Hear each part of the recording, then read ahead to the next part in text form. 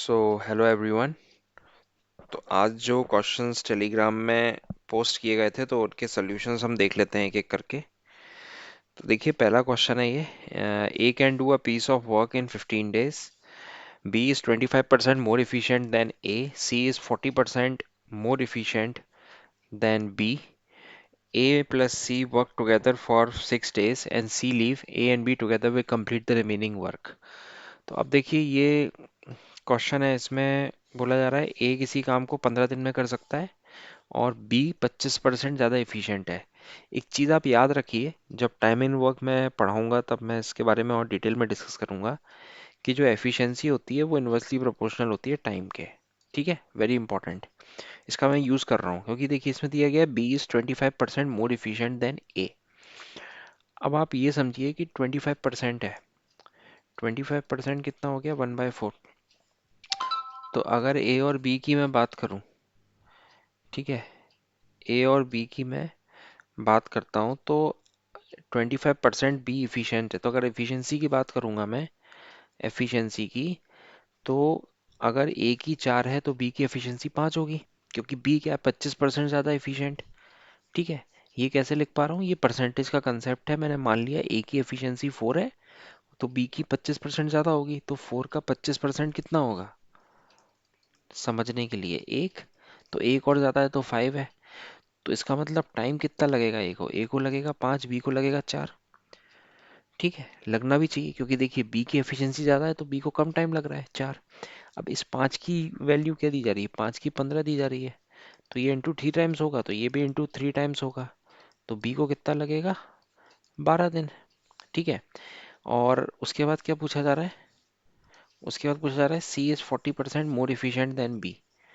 ठीक है, अब मैं फिर वही करूँगा।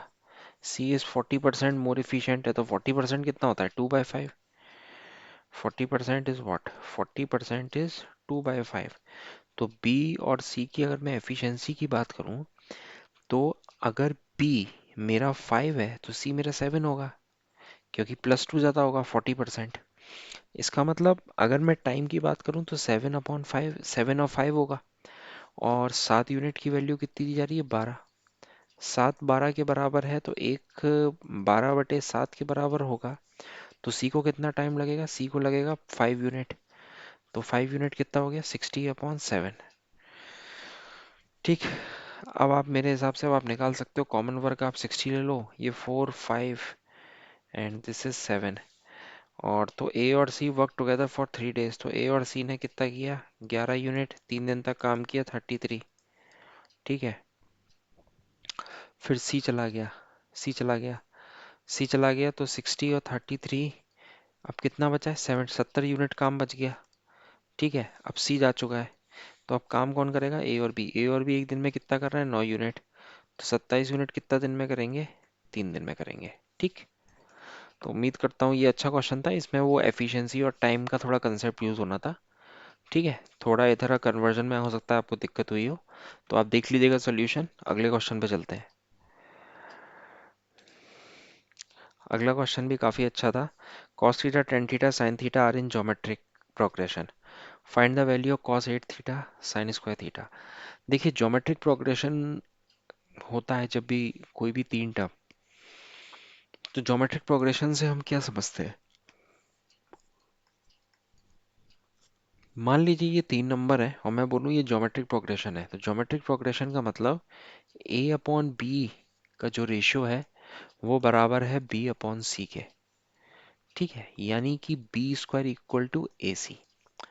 ठीक है, यानी कि मिडिल टर्म का स्क्वायर और बाकी दो का प्रोडक्ट। तो अब यही चीज़ मैं यूज़ करूँगा। तो अगर इस चीज़ को यूज़ करते हैं हम, मिडिल टर्म का स्क्वायर, तो मिडिल टर्म क्या है हमारी? tan² theta. तो ये हो गया sin theta into cos theta. तो tan थीटा क्या हो गया? Okay, tan theta. तो अब आप क्या करोगे? अब आप इसको आप क्या लिख सकते हो? ये हो गया मेरा sin² theta upon cos² theta sin theta into cos theta. तो ये हो गया sin थीटा बराबर cos³ थीटा। sin थीटा बराबर cos³ थीटा। अब आपको ये वैल्यू निकालना है। ठीक। तो अभी आपको ये दिख रहा है कि कॉस 18 थीटा है एंड साइन स्क्वायर थीटा है। ठीक, तो अब मैं क्या कर सकता हूँ कि यहाँ पे कॉस 3 थीटा मेरे को दिया गया है, कॉस क्यूब थीटा। तो यहीं से मैं कॉस, इसको मैं क्या लिख सकता हूँ, कॉस क्यूब थीटा का 6 time upon sine square theta. तो अब कॉस क्यूब थीटा क्या हो गया, कॉस क्यूब थीटा हो गया मेरा साइन थीटा, इसकी होल की पावर 6। यहाँ से देख लो ना आप, ये हो गया साइन स्क्वायर थीटा। तो फाइनली मेरा हो गया ये sine 6 theta upon sine square theta. तो ये मेरा रिड्यूस होके आ गया साइन 4 थीटा। ठीक है, यही आंसर है। आगे चलते हैं। देखिए ये बहुत ही अच्छा क्वेश्चन था। ये हो सकता है आपको क्लिक ना किया हो। देखिए इसमें हमें क्या करना है, इसमें हमें इस एक्सप्रेशन में कुछ चेंजेस करना है। ठीक, और अगर आपने ट्रिग्नोमेट्री पढ़ी होगी, ट्रिग्नोमेट्री में एक आपने रिजल्ट पढ़ा होगा। रिजल्ट क्या होता है कि tan pi by 4 plus theta is equal to cos theta plus sine theta upon cos theta minus sine theta. अगर मैं यहाँ पे दोनों जगह माइनस से मल्टीप्लाई करता हूँ तो क्या हो गया, ये हो गया cos theta plus sine theta minus cos theta, क्योंकि डिनोमिनेटर में कुछ इस तरह का एक्सप्रेशन बन रहा है। ठीक है, इसका मतलब ये हुआ, इसका मतलब मेरा ये हुआ कि यहाँ पे जो थीटा की वैल्यू है 45 प्लस 13 58 डिग्री रही होगी। ठीक है, 58 रही होगी। Find the value of theta. ये तो एक तरीका हुआ इसे समझने का, लेकिन चलिए हो सकता है कईयों को ये समझ में ना आया हो कि ये कैसे कर दिया। तो मैं एक और तरीका बताता हूँ आपको, उससे आपको काफ़ी अच्छे से समझ में आ जाएगा। ठीक, आप क्या करो, √2 से मल्टीप्लाई डिवाइड करो न्यूमरेटर और डिनोमिनेटर में। ठीक, तो √2 1/√2 साइन 13 1/√2 कॉस 13 डिग्री। सेम चीज़ मैं यहाँ करूँगा, 1/√2 साइन 13 1/√2 कॉस 13।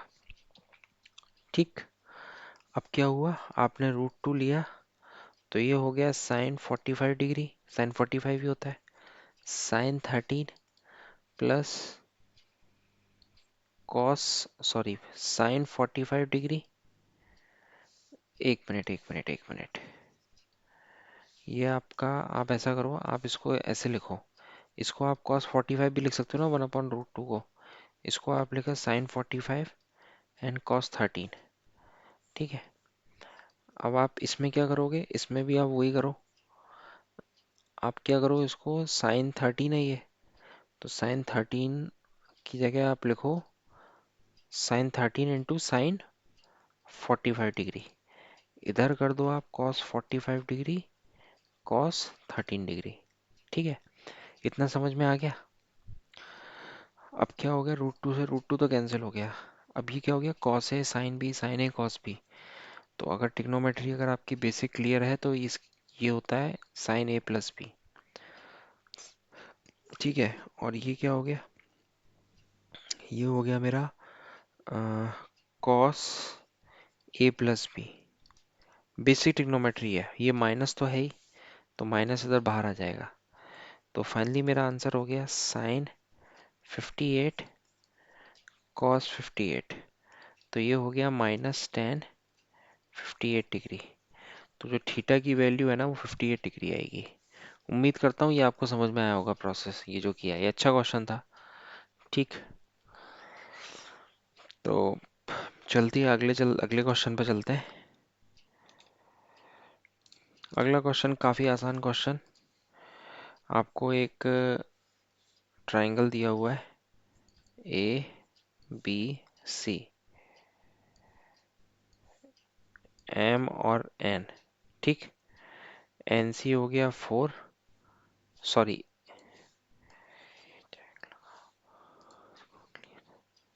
ए एन हो गया 4, एन सी हो गया 5। ठीक है, तो अब आपको निकालना है क्या, एरिया। तो ये हमारा सिमिलरिटी का कंसेप्ट हम यूज करेंगे कि triangle A M N is similar to triangle A B C. ठीक, ये दोनों सिमिलर होंगे कि देखिए ये एंगल बराबर, ये एंगल मेरा कॉमन, ये एंगल इस एंगल के बराबर, तो ट्राइंगल सिमिलर हो गए। तो सिमिलर हो गए ना, तो हमारी जो साइड का रेशियो होगा ए एन इज टू ए सी, वो होगा 4:9। साइड का रेशियो आ गया। एरिया का रेशियो क्या होगा, एरिया होता है हमारा हमेशा स्क्वायर कंपोनेंट। ठीक है, स्क्वायर कंपोनेंट होता है एरिया। तो एरिया में रेशियो क्या होगा इन दोनों ट्राइंगल्स का, 14:81। ठीक, अब ध्यान दीजिए, इसका 16 एरिया है, इस पूरे का 81 है। तो मैं ये बोल सकता हूँ 81 माइनस 16 दैट इज 65। इस एरिया, इस क्वाड्रिलेटरल का, ये इस वाले क्वाड्रिलेटरल का एरिया होगा। ठीक है, और ये 65 की वैल्यू कितनी दी गई है, 130, यानी एक यूनिट की वैल्यू कितनी दी गई है, 2। तो हमें निकालना है क्या, एम ए एन का। एम ए एन क्या है, 16 यूनिट, तो 16 की वैल्यू कितनी दी गई है, 32। तो ये मेरा आंसर हो गया बी। ठीक,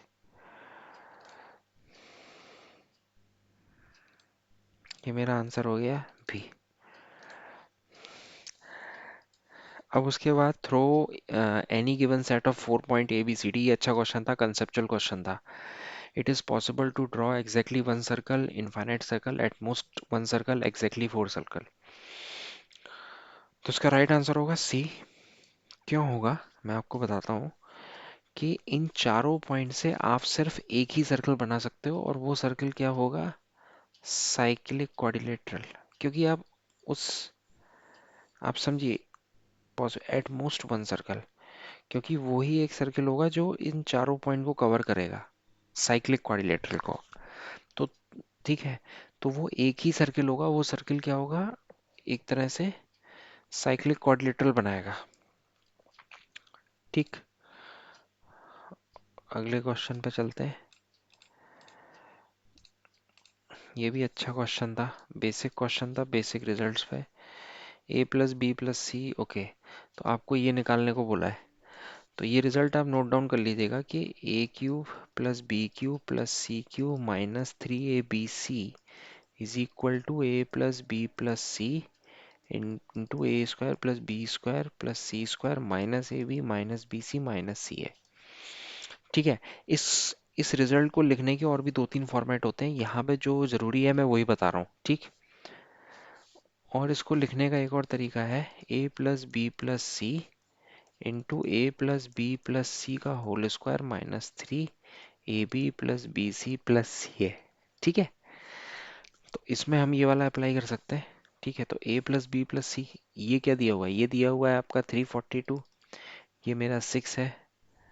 ठीक, ये मेरा कितना है, 36 minus 3 into A B plus B सी,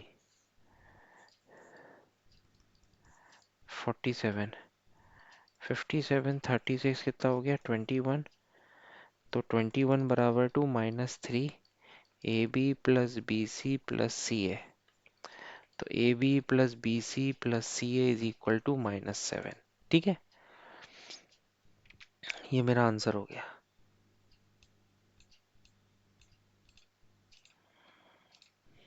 अच्छा क्वेश्चन था ये भी अच्छा क्वेश्चन है। ठीक है ना, इसमें आपको मैनिपुलेशन सीखना पड़ेगा। आप देखिए, ये एक्सप्रेशन दिया हुआ है और हमसे पूछा जा रहा है root A B minus B C plus C A की, और यहाँ पे देखिए कांस्टेंट दिया हुआ है। ठीक, तो अब मेरी कोशिश ये रहेगी कैसे भी करके मैं होल स्क्वायर टाइप के एक्सप्रेशन बनाऊं। होल स्क्वायर यानी कि प्लस, इस तरह के कोई एक्सप्रेशन बनाऊं तीनों में। उससे क्या होगा, फिर इन तीनों को मैं इंडिविजुअली जीरो रखूंगा, उससे मेरे को ए बी और सी की वैल्यू मिल जाएगी।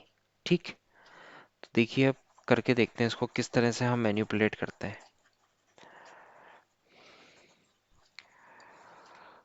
तो आप देखिए, A square plus B square plus C square plus 84 -4 है, उस साइड लेके आ रहा हूँ मैं, plus 8B and minus 16c equals to 0। तो a-2 का होल स्क्वायर प्लस b+4 का होल स्क्वायर प्लस c-8 का होल स्क्वायर।